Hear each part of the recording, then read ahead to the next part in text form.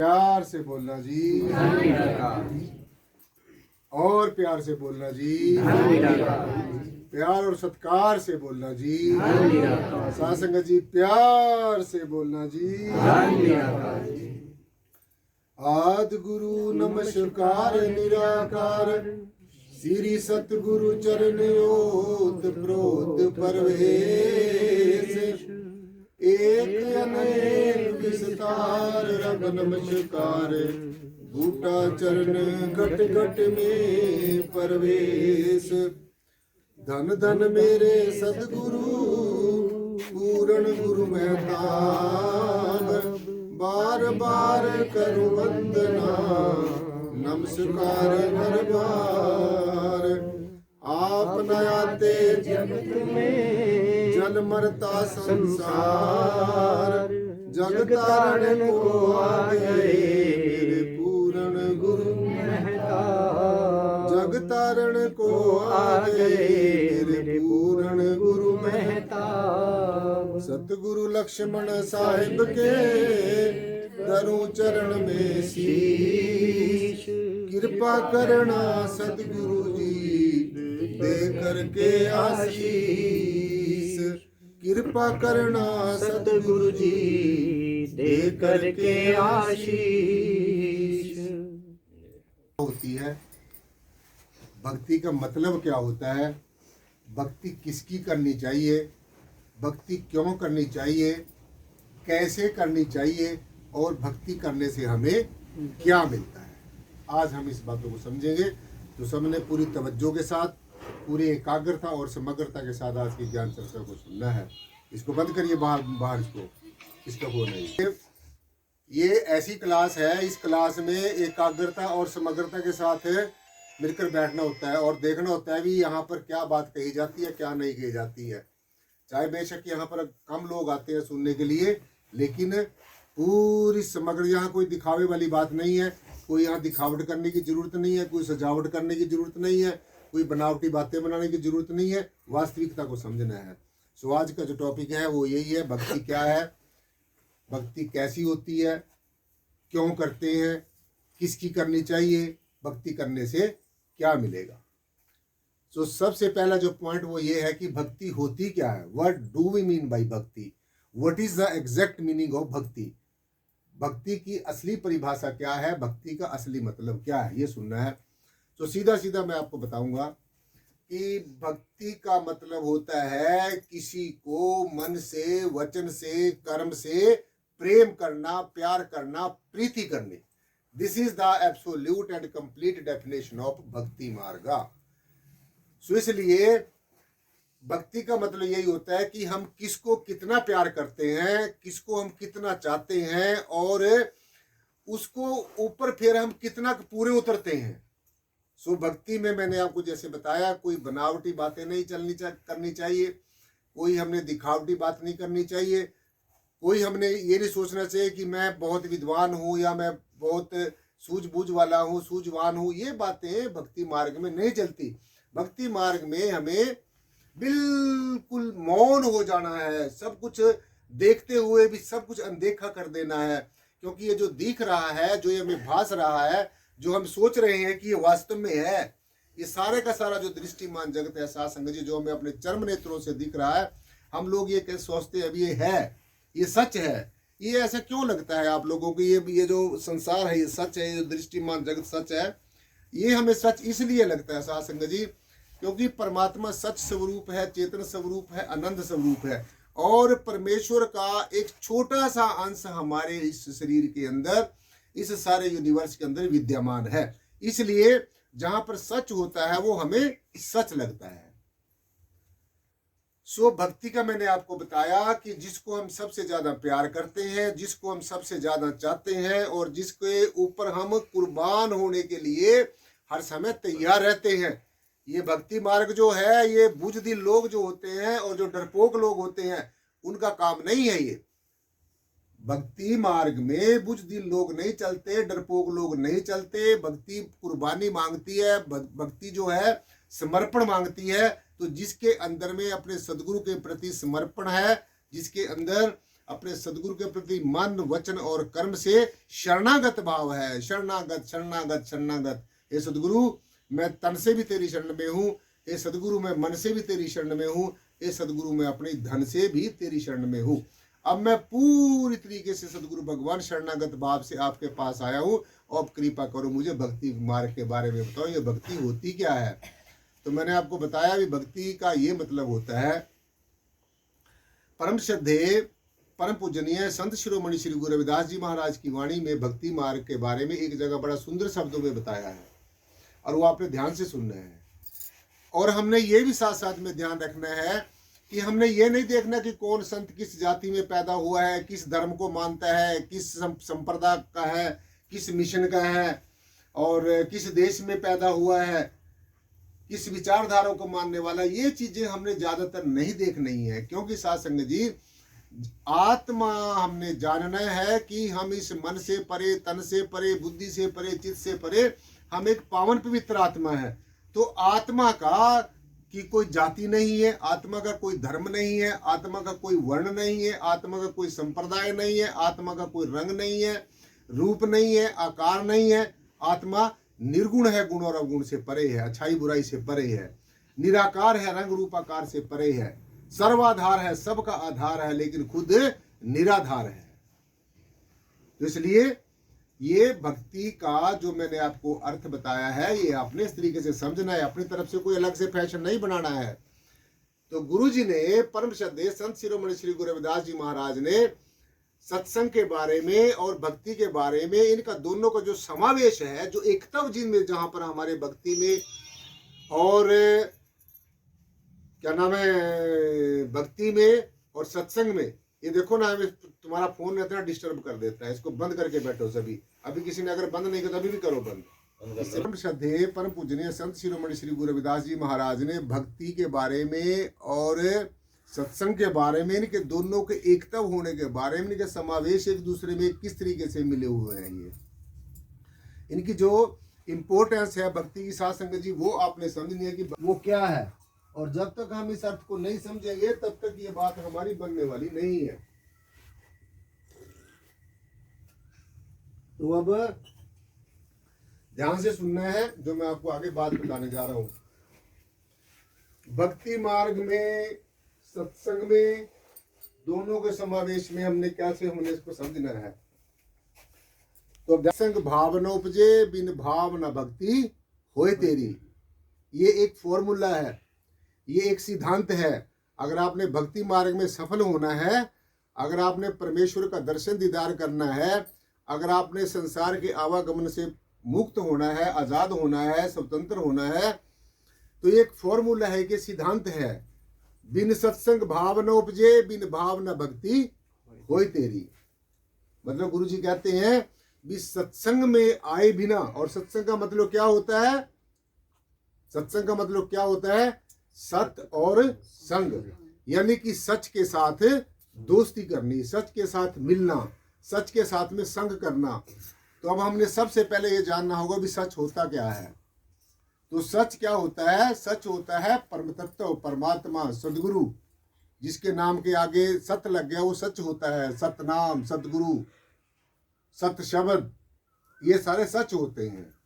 तो सत्संग में आकर ये चीजें समझने के लिए हमें मिले। सत्संगत ओही जानिए, जिथे एक को नाम बखानिए।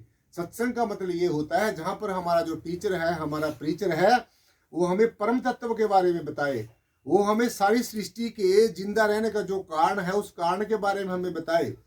हमारा टीचर और प्रीचर हमें ये समझाए कि इस सारी की सारी कायनात के पीछे, इस सारी सृष्टि के पीछे किसका हाथ है, कौन इसको पैदा कर रहा है, कौन इसका संचालन कर रहा है, और कौन इसकी परवरिश कर रहा है, कौन इसका विलय कर रहा है। तो ये सारी चीजें जब तक हमें समझ में नहीं आएंगी तब तक हम भक्ति मार्ग में सफल नहीं हो सकते। नाना शास्त्र पठे लोका, नाना देवता पूजनम, आत्मज्ञान बिना हे पार्थ सब कर्म निष्फलम। नाना शास्त्र पठे लोका, एक शास्त्र की बात नहीं, अनेकों शास्त्रों को तुम पाठन कर लो, अनेकों ग्रंथों को तुम पढ़ लो, वेदों को पढ़ लो, उपनिषदों, पुराणों, महापुराणों को सबको पढ़ लो, और उनमें से जो श्लोक लिखे गए हैं उनको पढ़कर चाहे तुम कंठस्थ भी कर लो, तो आप एक वाचक ज्ञानी तो बन सकते हैं, लेकिन आप एक ब्रह्म ज्ञानी नहीं बन सकते हैं। और ब्रह्म ज्ञानी हम तब बनेंगे साथ संगत जी, जब हम अपने ब्रह्म को जान लेंगे, अपने स्वरूप को जान लेंगे, अपनी आत्मा को पहचान लेंगे, अपने असली परिचय का पता कर लेंगे, अपने बारे में जान लेंगे कि that what we are in the real sense, हम वास्तव में है क्या है। क्या हम ये शरीर हैं? हम ये शरीर हैं, लेकिन हम ये शरीर होते हुए भी शरीर नहीं है। इस शरीर के अंदर जो मन है, जिससे हम मनन करते हैं, हम मन होते भी मन नहीं है, क्योंकि मन भी हमारा हमेशा बदलता रहता है, चंचल है, चलायमान है, चपल है। मन से सूक्ष्म जो बुद्धि है, हम बुद्धि हैं, लेकिन हम बुद्धि होते हुए भी बुद्धि नहीं है। क्यों? क्योंकि बुद्धि के विचार भी हमेशा बदलते रहते हैं। बुद्धि से सूक्ष्म जो चित्त है, जिससे हम चिंतन करते हैं, ये हमारा अंतःकरण है, मन, बुद्धि, चित्त और अहंकार। और इन सब से परे आत्म तत्व है। इन सब से परे क्या है? आत्म तत्व है। अब मैं आपसे किसी से पूछ लूं कि आत्मा क्या होती है, तो आप बता सकेंगे? आप इस क्लास में कितने दिन आपको सत्संग सुनते होगे? पहले गुरुओं के भी सुनते रहे आप, दूसरे गुरु के भी सुनते रहे, तीसरे के भी सुनते रहे। अब मेरे समय में भी मेरा भी पूरा प्रयास रहता है कि मैं आपको हर एक चीज खोल खोल कर बताऊं। मैं हर एक चीज का आपको, जितना भी मुझे ज्ञान है, सदगुरुदेव ने मेरे को कृपा की है, मैं आपको सारी चीजें भली भांति बताऊं। तो मैं किसी से पूछ लूं भी आत्मा क्या होती है, तो कोई सा बताएगा तुम्हारे में से? चलो बैठ जाइए, नीचे बैठ जाओ। सो अब आप ये समझ लीजिए कि जो सत्संग है, सत्संग का मतलब ही यही होता है, जहां पर ब्रह्म की चर्चा होती है, जहां पर परम तत्व की चर्चा होती है, जहां पर एक ही ब्रह्म द्वितीयो नास्ति, जैसे हमारे ऋषियों ने कहा कि एक ही ब्रह्म है, दूसरा कोई भी नहीं है। अगर तुम्हें इस ब्रह्म से सिवाय दूसरा कोई नजर आता है, दूसरा कोई तुम्हारे मन में विचार आता है, तो वो तुम्हारा अहंकार है, वो तुम्हारी अज्ञानता है, वो तुम्हारी नासमझी है। एक को ब्रह्म द्वितीयो नास्ति, एक ही ब्रह्म से सिवाय दूसरा कोई भी नहीं है। ये जो ब्रह्म है, ये जो जय श्री प्रियतम निर्गुण निराकार सर्वाधार विश्वाधार जो परम तत्व रोम रोम में रमा हुआ जो राम है, कण कण के अंदर व्यापक जो ये विद्यमान जो ये परम सत्ता है, तो इसके सिवाय दूसरा कोई नहीं है। ये साकार भी है और ये निराकार भी है। क्या है ये? परमात्मा साकार भी है और निराकार भी है। परमात्मा की दो ही अभिव्यक्तियां हैं, या सगुण है या तो फिर निर्गुण है। और इस साकार और निराकार से परे भी परमेश्वर है। इससे परे निराकार और साकार से परे वो है जो हमें निराकार करके बता रहा है और साकार को साकार करके बता रहा है। तो वो कौन है हमारा? वो हमारा सदगुरु है।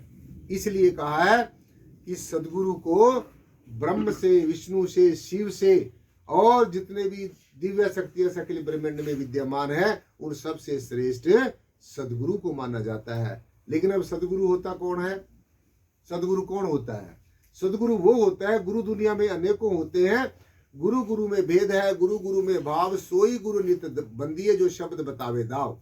यानी कि जो सूरत और शब्द का जो भेदी गुरु है, जो सूरत और शब्द का जो योग जानता है, जो सूरत और शब्द का भेदी गुरु है, जो सूरत शब्द का योग जानता है, जो ज्योति और नाद का योग जानता है, जिसने अपने अंतर में ज्योति दर्शन किया हो, जिसने अपने अंतर में अनहद शब्द को सुना हो, जो शब्द की स्वरमयी उपासना जिसको हम कहते हैं, जो स्वर की उपासना करता है।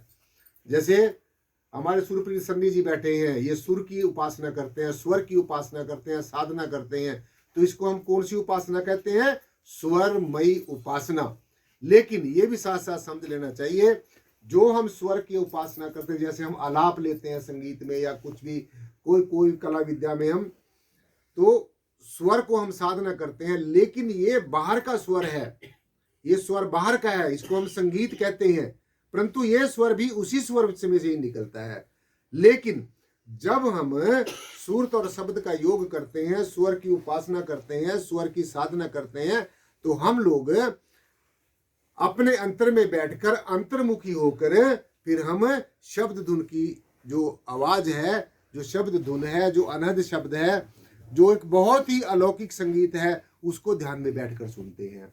और सबसे श्रेष्ठ साधना यही साधना होती है, इसको हम स्वरमयी उपासना कहते हैं। चाहे आप बाहर के स्वर की उपासना करो, चाहे आप बाहरमुखी स्वर की उपासना करो, चाहे आप अंतर्मुखी स्वर की उपासना करो। सो सत्संग बिन भाव न उपजे, जब तक आप सत्संग में नहीं आएंगे तब तक आपके मन में भक्ति भाव नहीं पैदा होंगे, और जब तक भक्ति भाव पैदा नहीं होंगे तो तब तक आप परमेश्वर को कभी भी नहीं मिल सकेंगे। सत्संग बिन भाव न उपजे, बिन भाव न भक्ति होए तेरी। तो भक्ति का सीधा सीधा अर्थ यही समझना है कि भक्ति का अर्थ यही है कि जिसको हम सबसे ज्यादा प्यार करते हैं, कोई भी हो सकता है, वो कोई भी हो सकता है, आपका कोई रिश्ता नाता भी हो सकता है, आपकी बीवी भी हो सकती है, आपका पति भी हो सकता है, आपका भाई भी हो सकता है, बहन भी हो सकती है, किसी से भी, मतलब हम जिसको परिवार में किसी न किसी के साथ में हमारी ज़्यादा अटैचमेंट जरूर होती है, कोई ना कोई जीव ऐसा जरूर होता है। तो जिसके प्रति हम मन से, वचन से, कर्म से समर्पित हो जाते हैं और उसको पूरा दिलो जान से हम चाहते हैं, उसको हम फिर कहते हैं अनन्य भाव। कौन सा भाव कहते हैं? अनन्य भाव। हे अर्जुन, जो मुझे अनन्य भाव से भजता है मैं भी उसको उसी भाव से भजता हूं। जो मुझे अनन्य भक्ति से मुझे याद करता है मैं भी उसको अनन्य भक्ति से याद करता हूं। अभी अनन्य भाव क्या होता है ये समझ लेना है। एक तो हमारा भाव होता है, एक जैसे भाव हमारे आते रहते हैं, कभी कैसा भाव आ गया, कभी कैसा भाव हमारे अंतर में आ गया, ये होते हैं भाव। जैसे जब हमें किसी चीज की जरूरत पड़ गई तो हम सदगुरु भगवान के सामने कटोरा उठा के खड़े हो गए, सदगुरु मेरा ये काम कर दे, हे सदगुरु मेरा अमुक काम कर दे। क्यों कर दे भाई? जब तुमने सदगुरु के लिए कुछ नहीं किया तो सदगुरु तुम्हारा काम क्यों करेगा?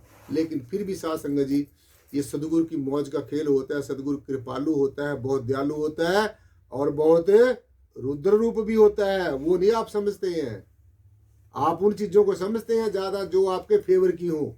सदगुरु सब कुछ दे देता है जी, सदगुरु तो बड़ा दयालु होता है जी, सदगुरु तो बड़ा कृपालु होता है। सदगुरु की हवा बनाओ किसी तरीके से और फिर वो हमारे ऊपर दयालु हो जाएगा, ऐसा नहीं होता है। घट घट के अंतर की जानत, भले बुरे की पीर पहचानत। सदगुरु को सब कुछ पता होता है, और सब कुछ पता होता है वो अनजान बना रहता है हमारे बीच में रहकर। आप समझ रहे हो बात को? तो इसलिए सदगुरु सब कुछ जानने वाला होता है। घट घट के अंतर की जानत, भले बुरे की पीर पहचानत। हमें ये कहने की जरूरत नहीं है मैं कितना अच्छा हूँ, मैं कितना बुरा हूँ, मैं कितनी सेवा करता हूँ या मैं कितनी सेवा नहीं करता हूँ। ये सारी बातें you need not to ask anything, you need not to tell everything about yourself. अपने बारे में कुछ भी बताने की जरूरत नहीं है, because Sadhguru is aware of all these things. Sadhguru is aware of all these our worldly and outwardly things. इनके बारे में सदगुरु को सब कुछ पता होता है। सो इसलिए ये भक्ति का अनन्य भाव जो होता है, अनन्य भाव, एक तो भाव भरी भक्ति होती है। थोड़ी देर में हम हंसने लग गए, थोड़ी देर में हम रोने लग गए सदगुरु को देख के, कुछ और नौटंकी करने लगे भी सदगुरु मेरे ऊपर मेहरबान हो जाएगा। लेकिन जितनी ज्यादा नौटंकी करोगे, जितनी ज्यादा दिखावट करोगे, जितनी ज्यादा बनावटी बातें बनाओगे, उतने उतने ही तराश दिए जाओगे। साथ के साथ में तराशा जाता है इंसान। इसलिए समता, समानता, समभाव जब तक हमारे अंदर नहीं आता तो तब तक हम भक्ति मार्ग में सफल नहीं हो सकेंगे। इसलिए एक भाव होता है, एक अनन्य भाव होता है। भाव तो हमारे जब भी कोई हमें कोई जरूरत पड़ी, हम सदगुरु के सामने कटोरा उठा के खड़े हो गए, रोने लग गए, बिलखने लग गए, या ज्यादा कोई और नौटंकी करने लगे, सदगुरु हमारे ऊपर शायद रोने से मेहरबान हो जाए। लेकिन ऐसा नहीं होता है। सदगुरु को भी देखना होता है किसको क्या देना है। जब आपने कुछ किया ही नहीं तो आपको मिलेगा क्या? आप जितने यहाँ मेरे आगे पीछे घूमते रहो, कुछ नहीं मिलने वाला है। कभी आप ये सोचते हो मेरे आगे पीछे घूम गए तो ये अपना वाह वाह भी कर दिया, सदगुरु हमारे ऊपर मेहरबान हो जाएगा, ऐसे नहीं होता है। आपने वो पेपर तो पास करना ही करना है, जिसके लिए आपको रहमत मिलेगी, जिसके लिए आप रहमत के काबिल होगे, वो पेपर तो आपने पास करना ही करना पड़ेगा। सो इसलिए अनन्य भक्ति करनी है, अनन्य भक्ति करनी है। सदगुरु से कुछ मांगना नहीं है। जितनी बार आप सदगुरु से हाँ अगर मांगना है तो सबके लिए मांगना है। देखो उतना ही समय हमें स्वार्थ के लिए मांगने में लगता है, उतना ही समय हमें परमार्थ के लिए मांगने में लगता है। हम कहें प्रभु, ए सदगुरुदेव, तो मेरे को अमुक चीज दे दे, वो मेरा स्वार्थ हो गया। और जब मैं कहे सदगुरुदेव ये जो अमुक चीज है ये तुम सबको दे दो, तो सबके अंदर हम फिर खुद भी आ गए, तो हमारा अपना भी कल्याण होगा। आप तरे जगत को तारे, आप भी तर जाओगे और जगत के लोग भी तर जाएंगे। सो इसलिए इन बातों का ख्याल रखना है, अनन्य भाव से बजना है।